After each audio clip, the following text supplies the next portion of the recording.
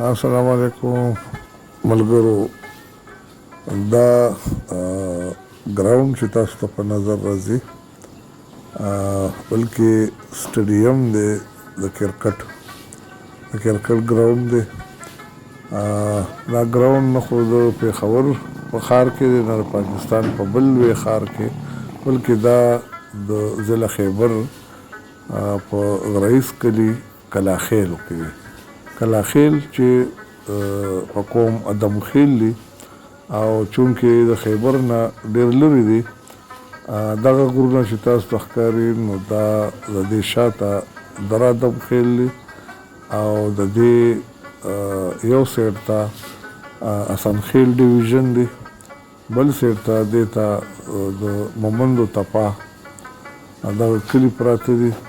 او چونکې کلاخیل چې د تیرا کې دوی خپل جایداد لري، خپل ځمکې لري، خپل کورونه لري، نو د دې په وجه دا وړوکی کلی ورکوټی کلی ډایرکټ د ضلع خیبر دا به مخکې د پولیټیکل انډر لاندې اوس د خیبر د دې ایم پی اے په خیبر کې دا ګراوند چې تقریبا د 1100 کروڑو په بجټ باندې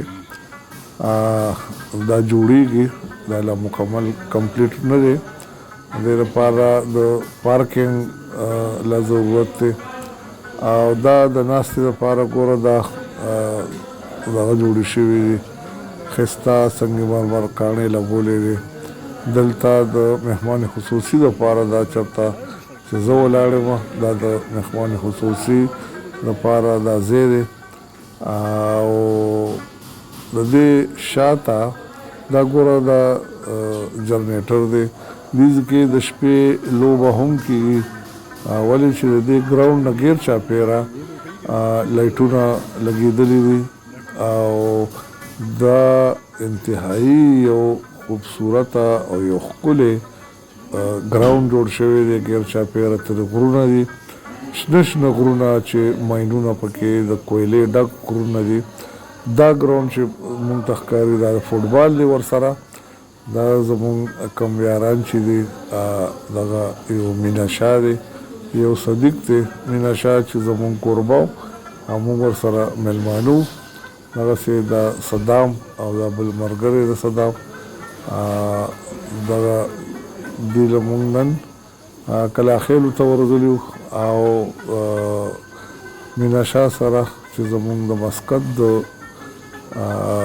وخت انډیوالو تقریبا 10 کاله پس د سره زما نن ملاقات وشو.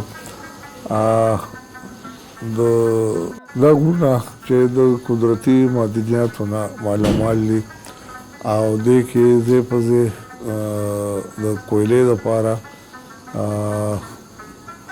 ماینونه لګېدلي دي، کار پې شروع دی او د دغې خلکو د آمدن یو لویه ذریعه جوړه شوې ده.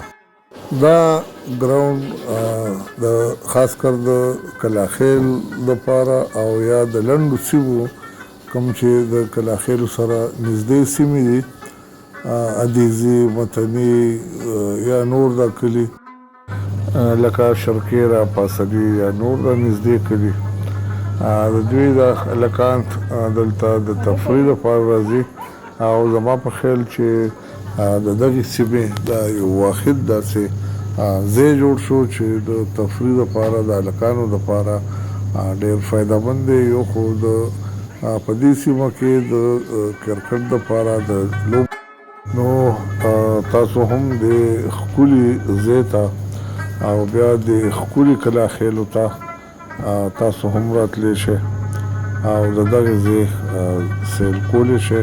هیله لرم چې دا ویډیو مو خوښه شوې وي.